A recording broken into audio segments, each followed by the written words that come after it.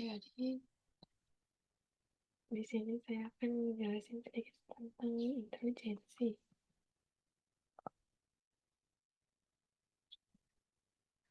Pertama itu adalah definisi dari intelijensi merupakan kemampuan mental yang mencakup proses belajar dari pengalaman, pembacaan asal, dan adaptasi terhadap situasi baru. Nah, konsep ini tuh melibatkan banyak aspek kognitif kayak penilaian abstrak, pemahaman verbal, dan kreativitas.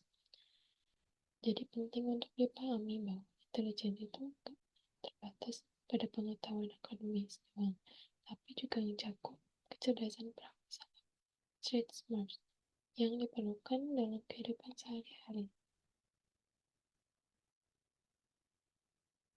Nah, ada beberapa teori-teori tentang intelijensi. Yang pertama itu teori general intelligence atau G-faktor dari Charles Spearman. Nah, jadi Spearman itu menemukan bahwa kemampuan kognitif memiliki dasar tunggal yang disebut faktor G. Teori ini itu mengemukakan bahwa semua kemampuan kognitif memiliki dasar tunggal yang disebut faktor G. Spearman berpendapat bahwa individu yang unggul dalam satu bidang itu cenderung memiliki performa baik di bidang lainnya. Itu nunjukin adanya kecerdasan umum. Tapi ada kritik dari teori itu karena dianggap ngabain keahlian spesifik. Faktor G ini tetap jadi fondasi penting dalam studi psikologi intelijensi. Nah, teori yang kedua itu ada multiple intelligence dari Howard Gardner. Jadi Gardner itu tuh pandangan kecerdasan sebagai konsep tunggal dan ngusulin adanya 8 jenis kecerdasan. Kecerdasan pertama itu ada linguistik, yaitu kemampuan bahasa. Nah, kedua itu ada kecerdasan logis matematis, itu kemampuan berpikir rasional dan sistematis. Yang ketiga itu ada spasial, yaitu kemampuan memvisualisasikan ruang. Yang keempat itu ada musikal, yaitu kecerdasan kepekaan terhadap nada dan ritme. Yang kelima itu ada kecerdasan kinestik, yaitu kemampuan mengontrol gerakan tubuh. Yang keenam itu ada kecerdasan interpersonal, yaitu kemampuan dalam memahami orang lain. Yang ketujuh ada kecerdasan intrapersonal, yaitu kemampuan dalam memahami diri sendiri. Dan yang terakhir ada kecerdasan naturalis, yaitu pekaan terhadap alam. Nah, teori yang ketiga ini yaitu teori triarkis dari Robert Sternberg. Jadi Sternberg ini ngebagi intelijensi itu jadi 3 komponen. Yang pertama itu ada analitis, yaitu kemampuan memecahkan masalah melalui logika. Contohnya tes itu adalah tes IQ. Yang kedua itu ada komponen kreatif, yaitu kemampuan berinovasi dan menyesuaikan diri dengan lingkungan yang baru. Yang ketiga itu ada komponen praktis, kemampuan menerapkan pengetahuan dalam konteks nyata. Nah, terakhir itu ada teori emotional intelligence dari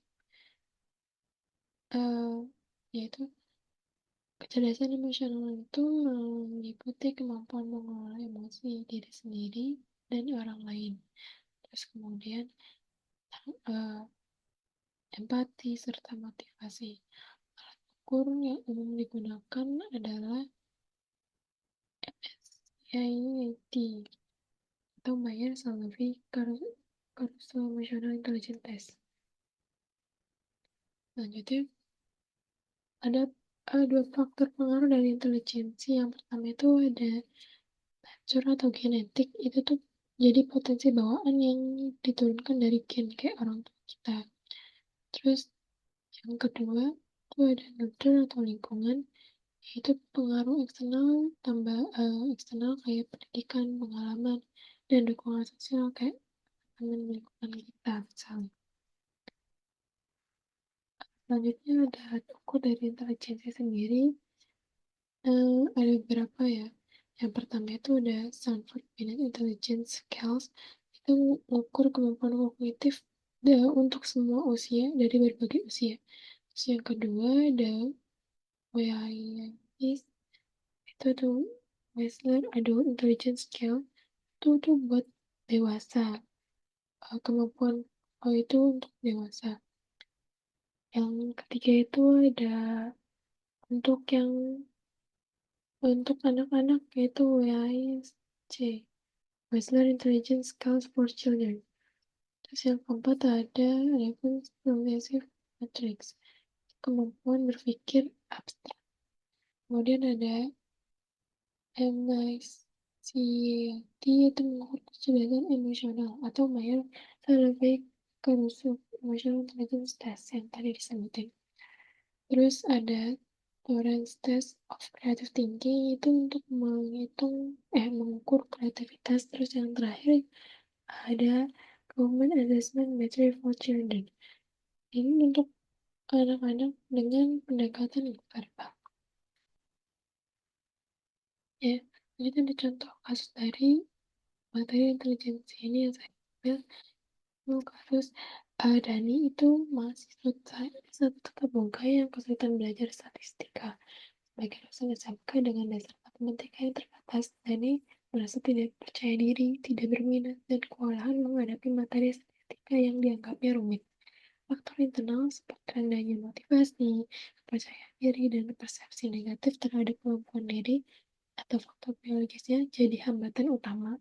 Sementara faktor eksternal seperti metode pengajaran dosen yang kurang menarik, kelas ribet, dan fasilitas belajar tidak mendukung sehingga memperparah situasi. Nah, kaitannya kasus Dani ini dengan intelijensi berkaitan erat. Yang pertama itu kecerdasan logis matematis. Ya, dan itu kurang terlatih, jadi ngebuat sulit memahami konsep statistika. Yang kedua itu kecerdasan emosional atau EQ-nya, dan ini yang rendah, jadi terlihat dari mudahnya menyerah tadi dan kurangnya motivasinya Dani. Yang terakhir itu fixed mindset, jadi yakin bahwa kemampuan statistika itu nggak bisa dikembangkan. Jadi Dani itu berpikir duluan kalau misalkan materi statistika itu nggak bisa dipelajari susah, jadi ngambat usaha belajarnya. Solusi dari Dani itu mencakup pendekatan belajar yang lebih personal, peningkatan motivasi dan penyelesaian, metode mengajar sesuai kebutuhan mahasiswa. Kasus ini itu menunjukkan bahwa keberhasilan akademik itu enggak cuma bergantung sama IQ-nya aja, tapi psikologis, lingkungan, dan kecerdasan emosional. Ini adalah referensi. Ya, terima kasih.